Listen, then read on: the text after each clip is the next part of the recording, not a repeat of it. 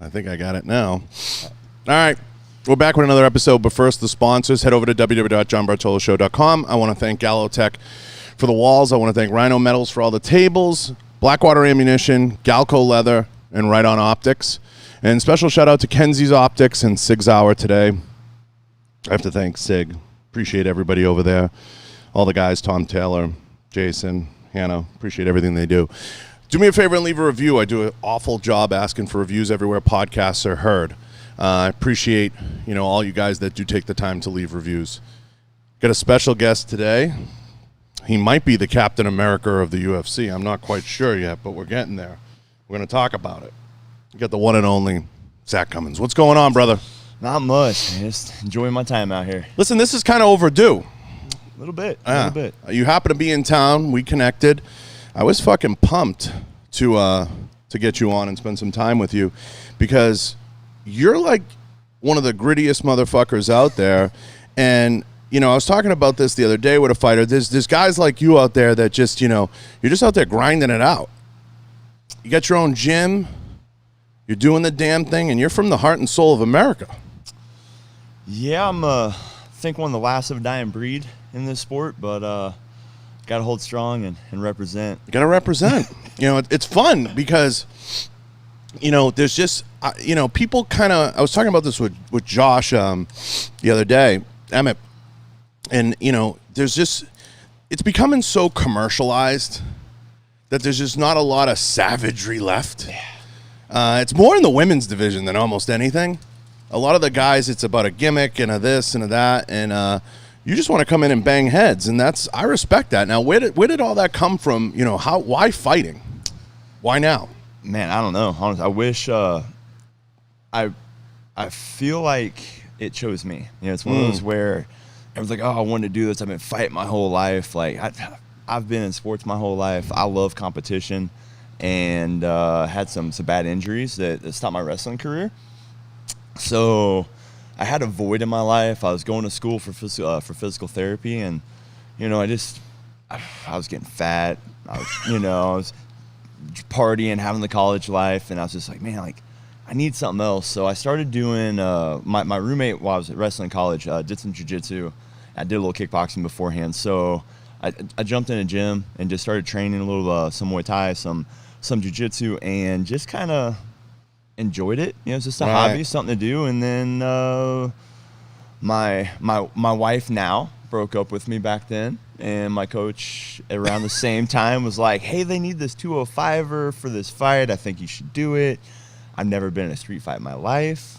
I was like, screw it, man. I'll it paid $8. Yeah, we'll bucket list it. I'll get in there. I'll fight somebody. My mom thinking I'm insane, and I went in, competed, won, had that high, and I was hooked. And then just over it was still like a hobby. I was working through, working part-time, working a nightclub, working this, and so 3 jobs, school full-time, and then training. So it was just it was a hobby, something I did fun, and just as I did it, every fight was more and more. Had some amateur fights, got a chance to turn pro, started off 10-0, and it just started. It started building itself. Like it was never a plan, and then next thing you know, I'm signed with Strikeforce, fought for Bellator, and then I made the Ultimate Fighter show, and that was the eye opener. That was my first experience of only fighting. I got to live in the house, wake up, eat, go train, come back, rest, eat, go train again, and just kind of that full-time fighter feel. And I'm on Chael Sonnen's team. I get to train with him, some of the other best guys in the world. And it just kind of hit me. I was like, man, I belong here. I deserve to do this. I earned the right to do this. And, after that show, I got signed with UFC. And this month is 7 years later.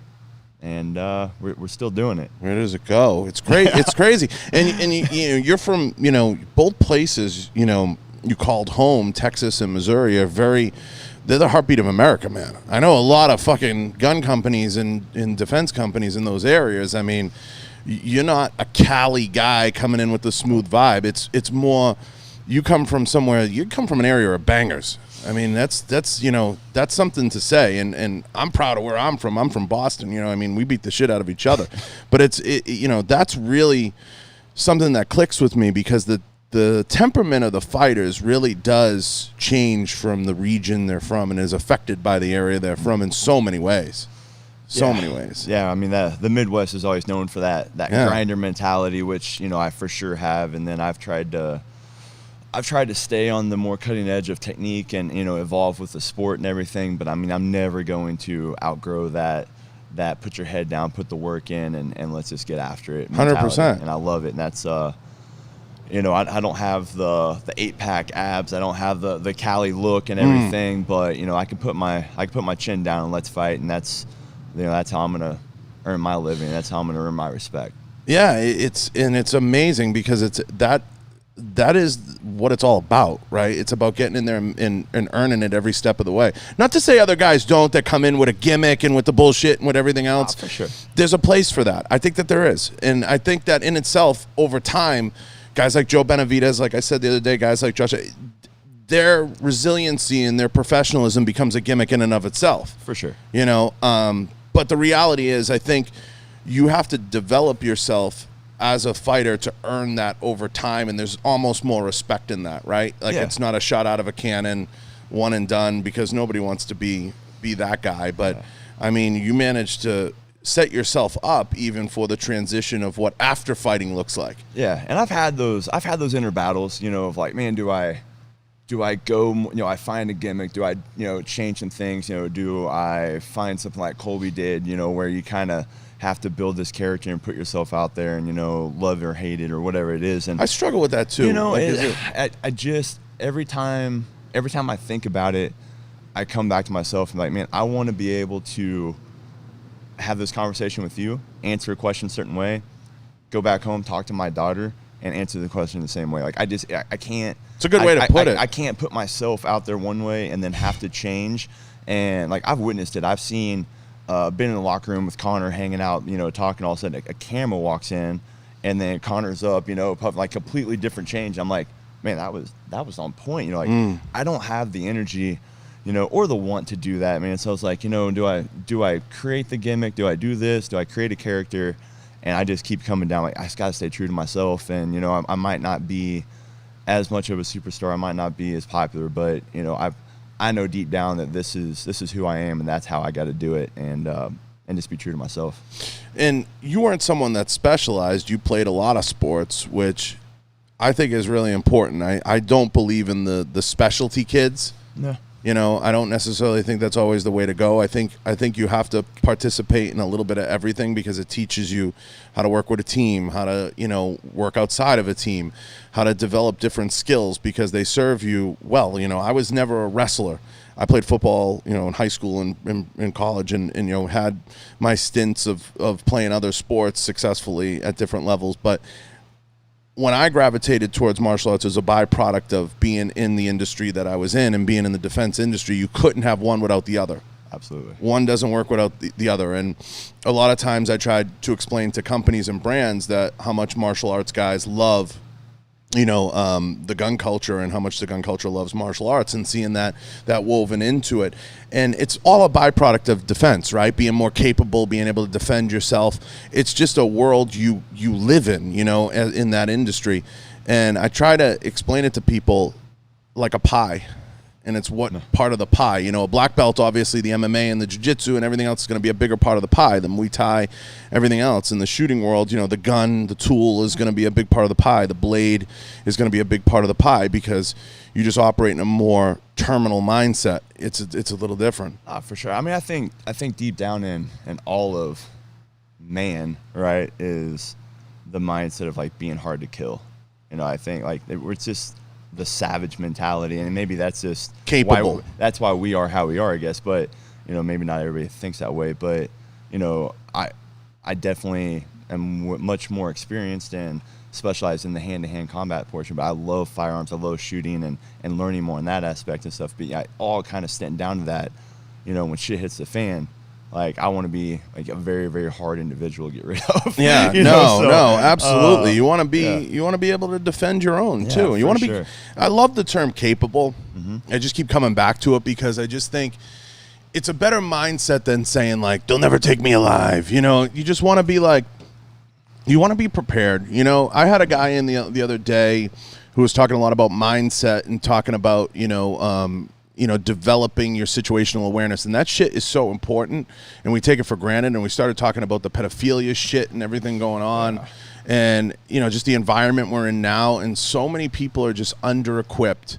And I watched, a video the other day, Henner Gracie does these crazy videos where it's like a 1.5 stripe white belt versus like, a novice. And he's not wrong. He'll show like the skills you develop with just very little training. And people don't realize, whether it's going to your gym or whatever, what that can be, and what you can develop very quickly. The skill set you can develop over a 6, 8, 12-week period. For sure. And I think just people take for granted that component of just being able to defend yourself and just be able to take care of yourself and protect your family and everything else. And I think that's kind of how it all starts, right? Yeah, absolutely. That's like where it starts. Yeah, and not even the technical aspect of it. It's the mindset more than anything. I feel like as you start putting yourself and surrounding yourself around like the other martial artists or tactical people, whatever, like the confidence that you're building and the mindset to where you're able to assess a situation and kind of just keep your cool. You're not gonna have that spike in stress and start freaking out. You're gonna be able to kind of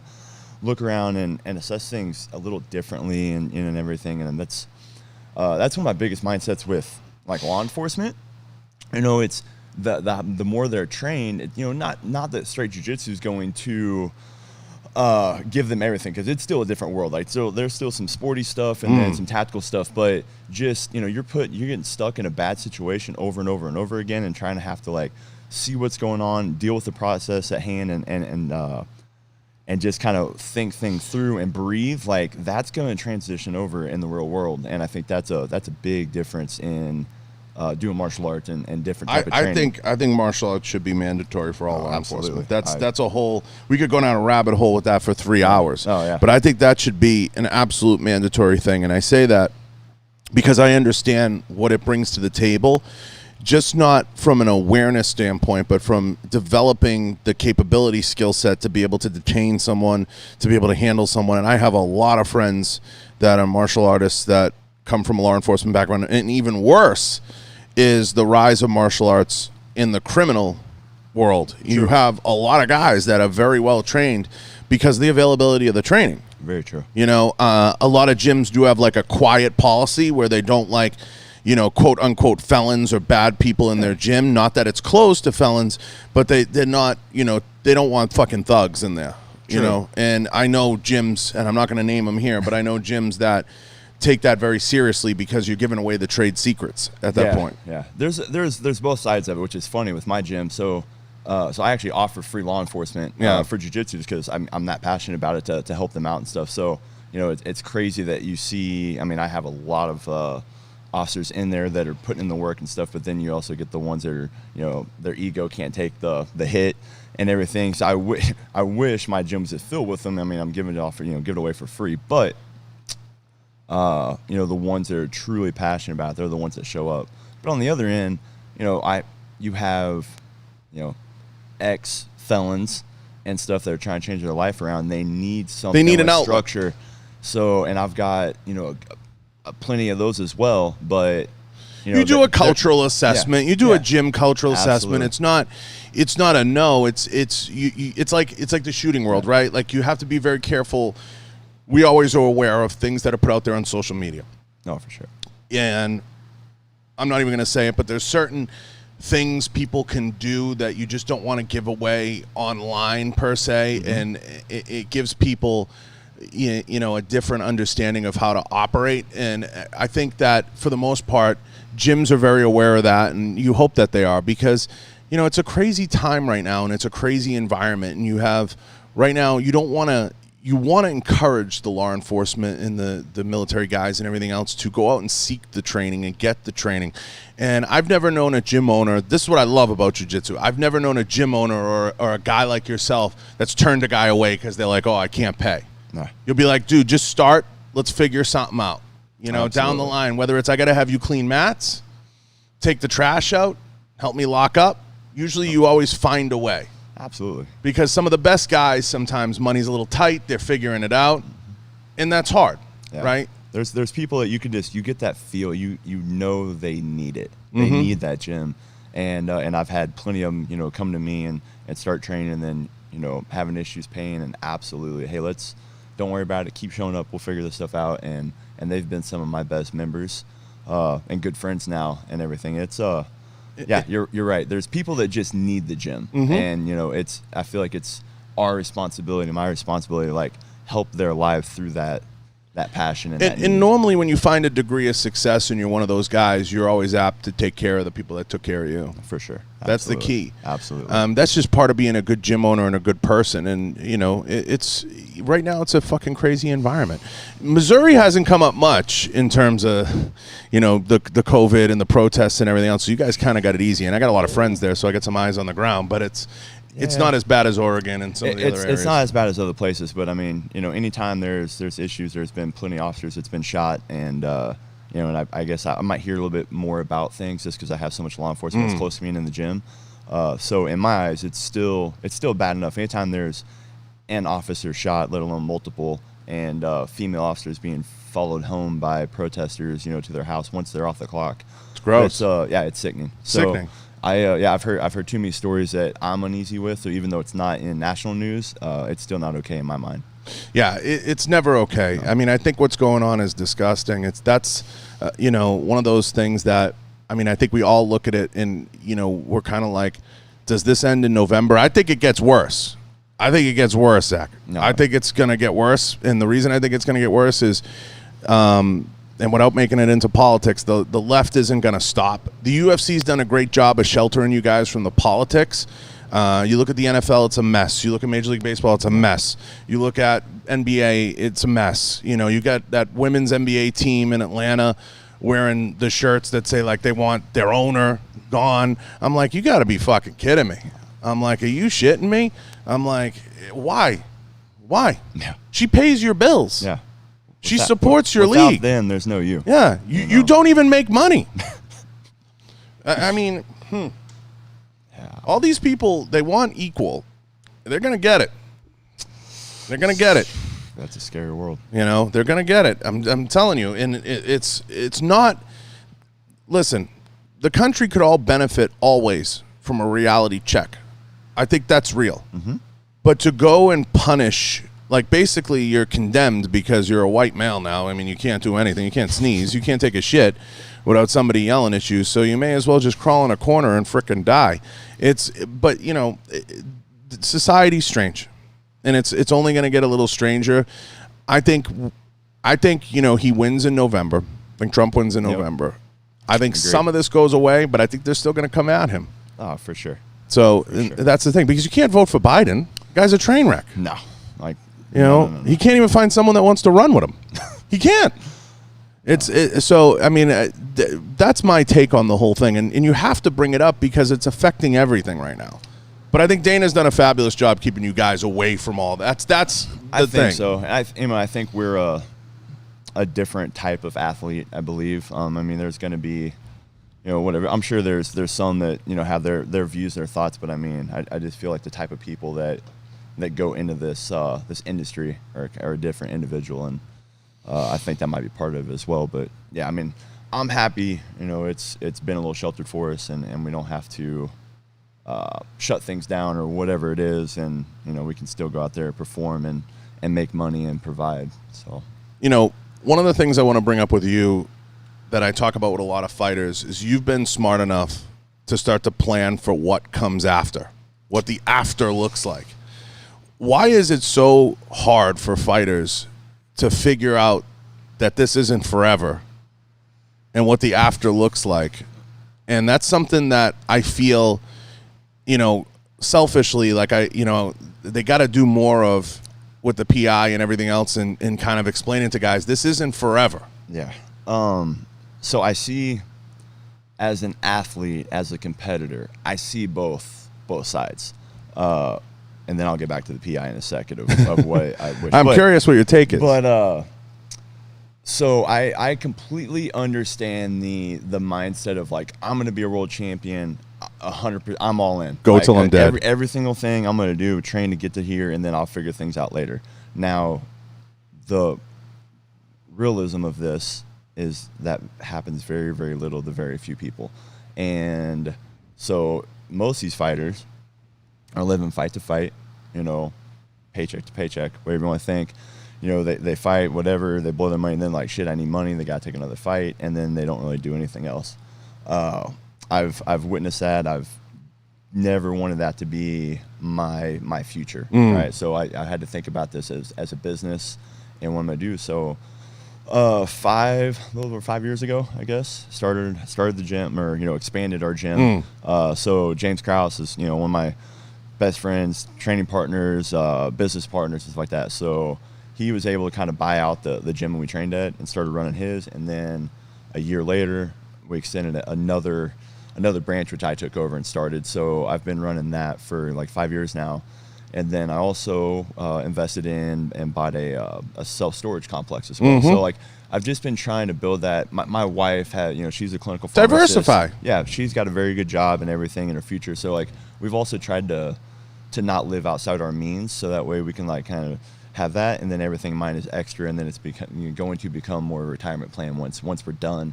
Once we're done competing and fighting, I can start building that stuff. And then, you know, I mean, I'm still looking at, you know, more investment properties, you know, housing, rental stuff, whatever it is. But yeah, so I've just been trying to, so I had the gym. You just got to get your claws into other things. Like I had Claudia Gadej on, and that was what she spent a lot talking about, you know, was the outside the ring stuff. And that's refreshing to hear from, you know, a top 5. When you talk to the top 5, top 10 guys, they're usually pretty wired in that way. Yeah. They're always thinking about the next thing. Absolutely. It's kind of like when people talk to me, I've worked in the gun industry a long time. The last thing I kind of want to talk about is a gun, right? It's kind of like you don't always want to talk about fighting. People like to talk about and learn about the other things, the other steps that you have going on. It's like figuring out what those next steps are never easy. No. You know, and I think dialing in your outside the mat stuff or your outside the ring stuff, that's the fun stuff, because that's what's going to be waiting for you when you step off. And that's going to be your day-to-day. You're going to go to your camps for 12 weeks, 20 weeks, whatever it is, 18 weeks, and you're going to be doing that, but that's going to be representative of 1/4 of your year, 1/2 of your year. The rest is going to be what you do for you and for your family and what you put together. And I hate to see guys, you know, have 20, 30, 40 fights in their career and still live paycheck to paycheck. But I do get the mindset of the race to be a champion. I understand it as well. We all get it, and sacrifice everything to be that champion. And it's almost like throw caution to the wind, get there, and then figure it out after. Yeah. But the after, historically, is so short. You might, you know, there's very rare that somebody holds the belt for 20 fights after. Yeah. Very few. You know, I mean, the most title defenses, I mean, I think like 10 is rare air. So, yeah. Yeah, insanely rare air. So you have to figure it out. And the hope is that when you get there, you make those guys that get the mindset that you're making the big money at that point and you're figuring it out. But I always love talking to the guys about what those next steps are. And I, like we said about the PI, you know, selfishly, I think they'll get there. I think they will get there. It would be great, you know, to hear about them doing like maybe seminars or transit, you know, kind of like Herm Edwards does for the NFL, like having guys have these talks about the plannings for the next steps, what the next things are, because I think that's important. Yeah, so I remember whenever they first built the PI, you know, they brought all the athletes that were contracted in, you know, we had this big gathering, outing, and, you know, kind of everything. They had a bunch of speakers and all this stuff. So, you know, it was like, okay, cool. You've got all this training. You have the amazing rehab facility and all this stuff that they give you, which is great. But I was like, me and Krause talked about a lot that, man, like, I wish they would, like, here's a financial advisor that will work with you guys. Here's this people that will work with you guys, you know, whenever you guys sanctioned. When you get paid, like, let's do this and this and this, like someone who just has your back and help. And that just wasn't there. And then, but they've got speakers like, okay, guys, we're going to talk about branding. Okay, you got that. Let's talk about, you know, building a business outside of, you know, after fighting. And I'm like, cool, let's go listen to this. It's Kobe Bryant. I'm like, okay, I'm in. And then he's sitting over here talking about his first investment was buying a professional team over in Europe. I'm like, bro, like, it's hard to relate. I can't relate to this, man. You can't relate. Like, I'm trying to open a gym with nothing and, like, work my ass off to build it. You know, I'm gonna try to invest in a small, self-storage complex. I can't go buy a, you know, multi-million-dollar franchise. Yeah, I think, you know, and it's funny because we go through the same thing in the gun industry with how when they do presentations around SHOT Show and stuff like that. You have to present stuff that's palatable. Absolutely. Like, you have to start with, how to maybe monetize your social media. That's a business. Yeah. How to maybe monetize things you're doing outside of the ring, appearances, other stuff.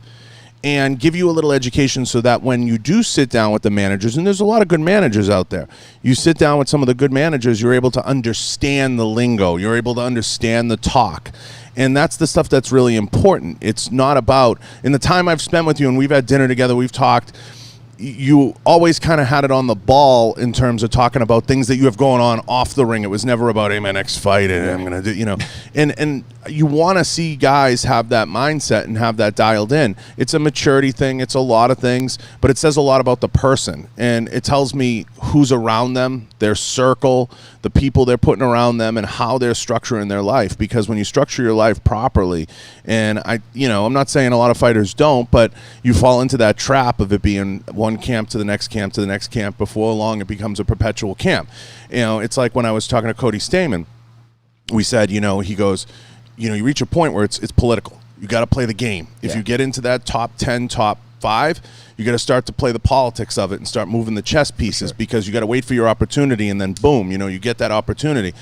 If you're a fighter that's, traveling around taking fights, it's a supplement to your life. It's almost, it's a full-time thing, but a side hustle at the same time. And, you net out what you net out from everything else. It becomes something that enhances your brand. So you want the education on how this can enhance my brand, how this can enhance my gym, how this can legitimize it. And like you said, supplement, sprinkle in, whether it's storage units, whether it's a couple properties, a gym, some other things that, can insulate you and protect you from going fight to fight and living paycheck to paycheck. Because that's always the saddest story. You hear about guys, and no one's immune. You hear about a Evander Holyfield, broke, $50 million gone, whatever it is, earnings over a lifetime. And that's crazy to me. But you're right. It has to be relatable. It has to be palatable. It has to be simple. Like, I get fighters all the time that ask me about starting a podcast. We're talking about it off air. I get fighters all the time for sure. that approach me. I want to start a show, something simple like that. And talk about like doing that and then monetizing. It has to start small, because even property is a stretch for some people. Oh, yeah, true. And understanding like buying a property, but that can be like 102, 103. So layering those in, and again, it's you can always look from afar and be an expert in I know you guys have always fought the battle of we want healthcare, we want this. I think eventually what the PI will get to and what it'll represent, and I hope this, is I think it'll get to a point where they'll come up with some type of alumni criteria too, where you'll have access to the facility and you'll have access to certain things that the facility makes available after you're gone. What they'll determine what that is, whether it's like you have to have 10 UFC fights, there has to be a criteria. It can't be every guy that walked through the door. There's too many athletes come in and out, but yeah, that would be great. But if they follow the model of WWE, they'll put something like that in place, which they have followed that model. And, because UFC offers rehab for your entire life, like you can have rehab, and they offer some medical treatments that, whether it was something that affected you in the ring or something that, so I think that they'll get there. It's still very young. And in your time we're in a similar age bracket. It's evolved so much. It's just, you got to give it time, and it's going to get there. And I think we both hope that it does. Oh, for sure. It's, especially for like someone like me, where, like I said, I know I'm not stupid. I get I'm not like this big superstar name and stuff, but like I said, this is, this month is gonna be my 7-year anniversary with the company. Time. I've had 12 fights. I've had some injuries where I haven't had as many over that time, but I've been in and been a part of a lot of different things going on, and it would be cool to see where someone like me still has the respect from the company and the continuing support and stuff after fact. It would really be special. Now, is it gonna happen? I don't know, but. Yeah, we'll see. Yeah, I think it's just part of the evolution. And I think it's just, getting there and, seeing where the pieces fall. I think, and I ask every fighter this that's on, I think what the next steps are.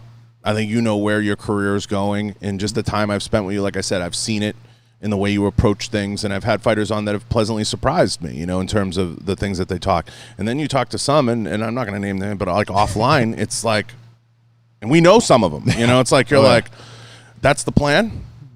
Yep. But you got to start somewhere. Like you said, you have to always start somewhere. And I think the most basic level is monetizing the things that you already have. Like, it's like working with what you have. Yeah. And stuff doesn't happen overnight, and you have to I hate being like I'm the old dog, and kids these days don't understand this shit. But if it's fighting, if it's a podcast, if it's social media, like, you just have to put your head down and like put the process in and trust the process. You don't have to 100%. Like it's not going to be successful overnight. It's not going to be monetized overnight. But you have to trust and invest in yourself. And whatever route that is that you're going to go, 100. If it's to be a world champion, it's not going to happen tomorrow. You have to go and you have to put the process in and win a bunch of fights and do everything. Same thing outside the sport. So that's the part that kind of worries me, because some of these, with social media, like, oh, like I'm just going to get this and success overnight, and like, bro, like free meals. Yeah, you T-shirts. Still put the time in. T-shirts. Put the time in. Yeah, I agree with you, and I think a lot of people should listen to this and understand that you have to put these processes in place, whether it's, like we said, monetizing the social media, bringing things to the forefront that you already have. Like, what does everybody always say? Work with what you have. You can host a whole podcast from your cell phone. I mean, you don't need this. This is a byproduct of 300 episodes. Yeah, this is years later. This is years later. People don't understand, and everything creates opportunity. So, like, COVID, for example, I did 61 episodes in 64 days during the first 60 days of COVID. That was my goal. My goal was to not sit idle and, pick my ass. It was to actually get stuff done. Now, granted, I had to do a lot of phone call stuff, everything else. You have to mix it and make it work. Now, I tell everybody, whether they want to get into these spaces or consulting or opening a business, anything, and I don't know anything about opening a gym, it's a process, like you said. Yeah. It's time. Yeah. You spend a few weeks, you focus on it, you dial in, and you can get to the next level. But I'm a systems guy, and I always believe in a system. And I think, people who have a jiu-jitsu, Muay Thai mindset, they'll understand systems. And if it's explained and laid out in a system format, that's going to better serve fighters long after they're gone. Absolutely. You'd be a great example for a lot of them, to look at, because you keep it simple, stupid. That's it. That's how you learn, right? That's how you learn, and you learn by failing. I actually said that to somebody on LinkedIn the other day. They because I said, a college marketing degree doesn't add up to dog shit, and they said, well, then what do you suggest? How do I break into the business? I said, you fail, and then fail again, and then fail again. And you brought something up earlier that changed my life, and that's when you talk about who you surround yourself with, and circle. Like, whenever you think about buying businesses or buying buildings or real estate, like, I thought you had to have all this money to be able to do things. I had no idea that, there's different little things that you can do to, like, get in some of these things and find the right loans or investments or whatever it is. And, like, I had no idea you could do that. I just thought you had to have all this money you could just throw and buy everything out there. And, just over the years, I've been meeting new people and surround myself against much, much more successful individuals that are even outside of fighting. And I've learned so much from these people. And, like, the whole storage building I got in business, like, it was luck, but it was really putting myself around these successful people, and more opportunities came to me from that. And it's so important of who you surround yourself with in your circle. I don't know your rule of thumb for that. My rule of thumb is I have to have people around me that are bridge builders. If you're not building bridges, I can't. That's my number one criteria. When people say, John, because obviously people who know me know how seriously I take networking and relationships. You don't have to spend 10 minutes with me to get that. Absolutely. But for me, I always say, look, yeah, I got an abrasive attitude. I got all these things. This is known. But the reality is, if you're in, you're in. You're in for a penny, you're in for a pound. And when I approach things, I approach them from the standpoint of time. Every opportunity to open your mouth or to talk or to listen is an opportunity. What you do with it is what's going to define you and what's going to make sense. And I tell people all the time, I've made more friends and relationships than I've lost. And the reason for that is I'm very forthright, I'm very straightforward, I'm very, to the point. I don't waste people's time, but I'm always looking for people that are willing to build a bridge. If you're not willing to build a bridge, I can't have a relationship with you.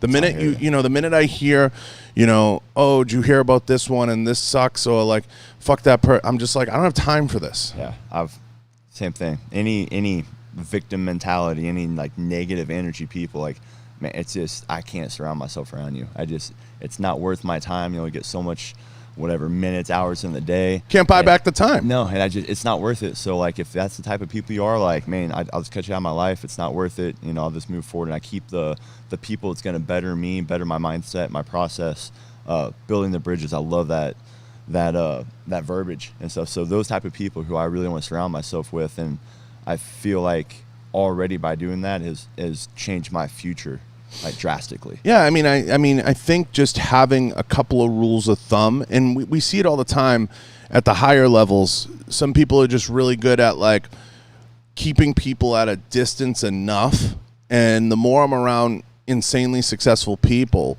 you can see it in how they approach things. Like they're very slow to let you in, but when they let you in, you're in, you know. And I think a lot of people can take a page from that and understand you can't take everybody with you. No. And you shouldn't want to. And you shouldn't want to. That's a great point. There's a lot of people that don't deserve it and earn it. You shouldn't want to. And it's a matter of everything has to be symbiotic, kumbaya. You have to be willing to do for them till it hurts, but also they have to be willing to do for you when it matters.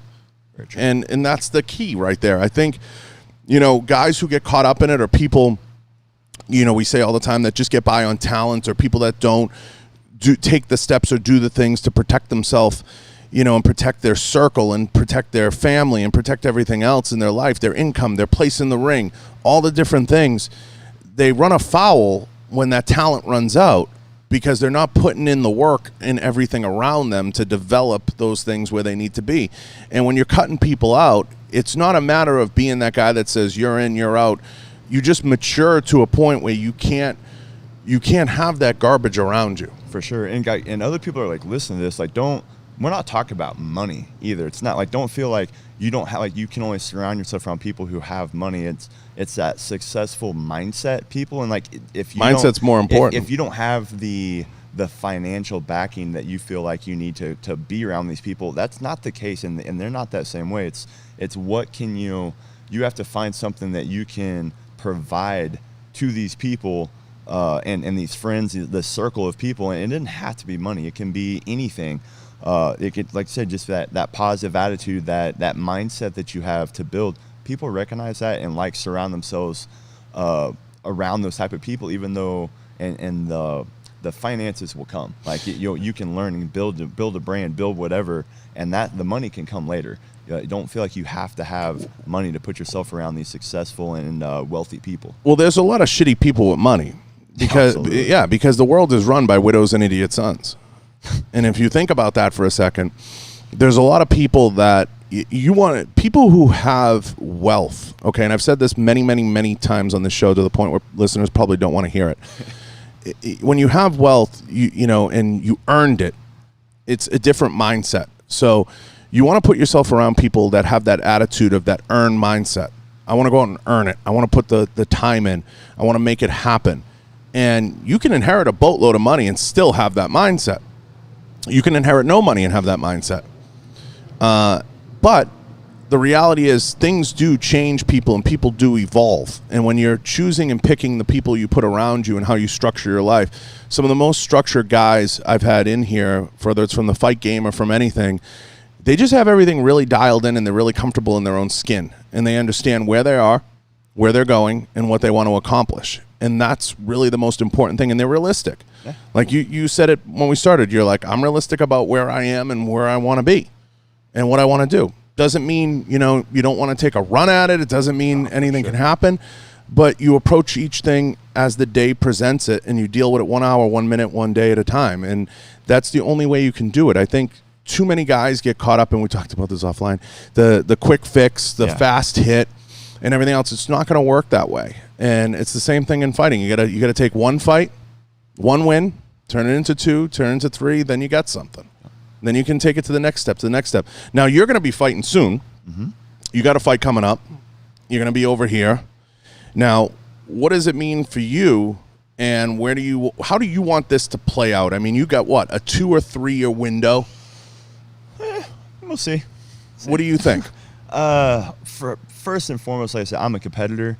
I fell short my last fight on something a fight I know I could have won.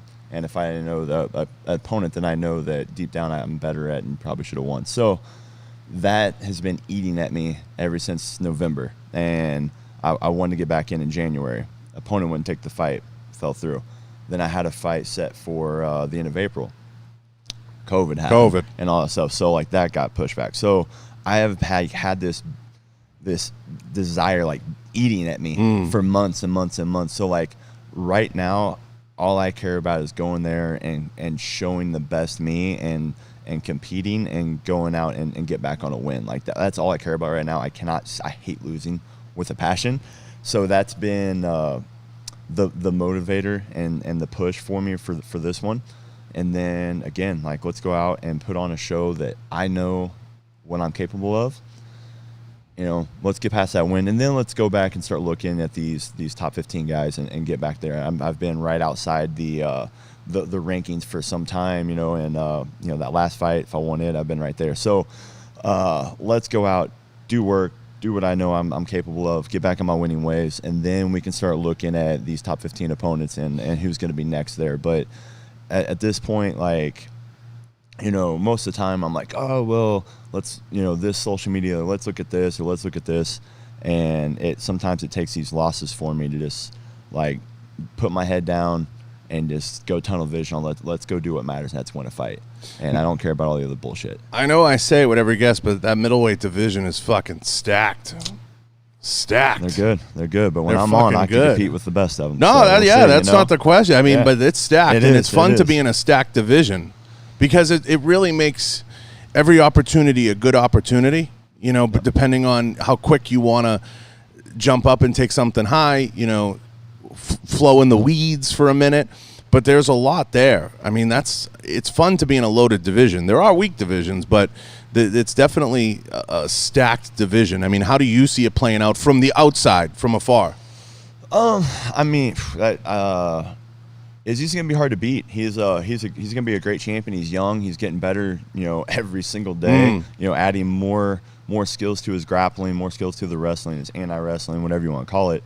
But there's some good guys in the division coming up, and I'm kind of curious. I'm curious how the Costa fight's going to go.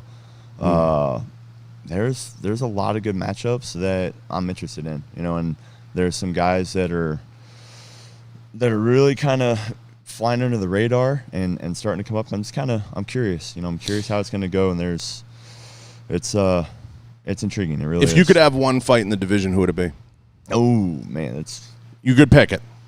If I could pick it, I hate.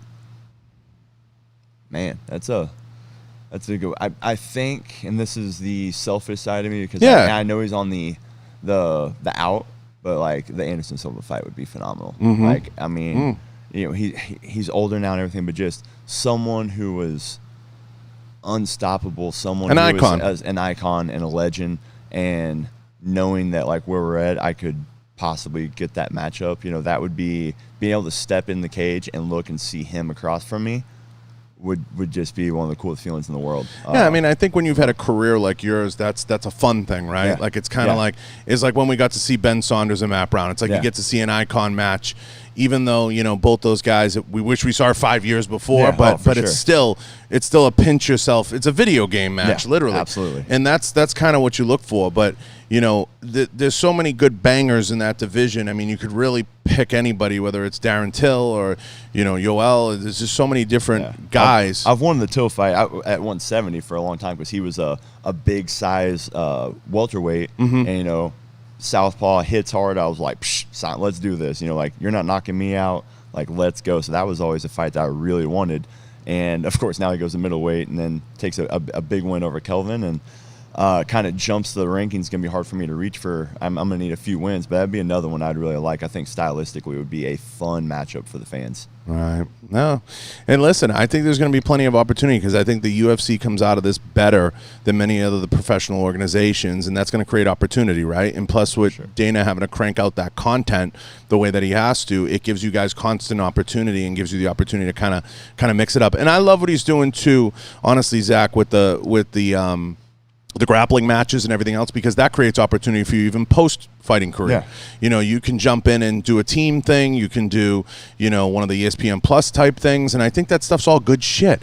And even seeing the Tyson, Tyson and what's his face? Roy Jones. Roy Jones fight. Seeing like those gimmick cards. That stuff's fun too, though, because that's opportunity, right? Yeah, like, for sure, you know for what I sure. mean? No, like later is. on, you could do a boxing fucking match on an undercard with something. And yeah, I mean, I get it. I know what it is. It's exhibition. It's amateur. I'll let you tell my wife about that one. But listen, at the end of the day, they're trying, right? No, for sure. And they're trying to put stuff out there. And at the end of the day, there's undercards, there's opportunity, and it's something where I think a lot of people. And I'm not saying Conor because he has the money, so he doesn't need it, but people would like to see maybe a stand-up fight between someone and somebody else, that they maybe didn't see. But I agree with you. There's a good point you brought up. Chasing that icon match as a guy who's been around like you, finding like that good one iconic match that you can always say, hey, I did this. It doesn't take away from anything you've done in your career. It's just it's one of those pinch yourself moments that you think you all search for. Yeah. And it's doable as long as if he's able to come back. I know he's training and everything and hasn't retired yet, so it's a doable thing. So I don't know. Well, I'm excited to see how it plays out. I think it'll be a lot of fun. And listen, I think you're going to do phenomenal no matter what you decide to do and how you choose to do it. And I think the UFC is better for have you than not have you. So you got to stick in it and just keep fighting and keep getting matches, because I think, you've not, and I don't want to jinx you. You've not lost back-to-back in 10 fucking years. Nope. So no pressure. No pressure. A little pressure. It's not happening. Yeah. But that's a fucking accomplishment in and of itself. Yeah. It's the first time I lost, I mentally wasn't prepared for that next fight. I just took it, too easy and everything, and that's why I took that back-to-back loss. Since then, it was that desire to win and compete that if I did come up short, I felt like I had something to prove, and I feel like that's why that has not happened to me. And I've got that same mindset, and like I've been telling people, close to me and family and that inner circle we're talking about. I've been telling them that I'm so excited for this fight because mentally I haven't been this excited, dialed in for a long time. It's a lot. And sometimes it takes it takes coming up short. It takes that failure that we're talking about to change something and change your thought process or whatever it is. And I'm dialed in. I'm ready to go, and I'm excited for the first time in a while to get back in there and just perform. Yeah, it just, sometimes after, you experience a setback, it's just about getting back on the horse and crushing it. And I think you will, I think you got the right team around you. You got the right mindset. I don't worry about you. There's people I worry about. You're not one of them.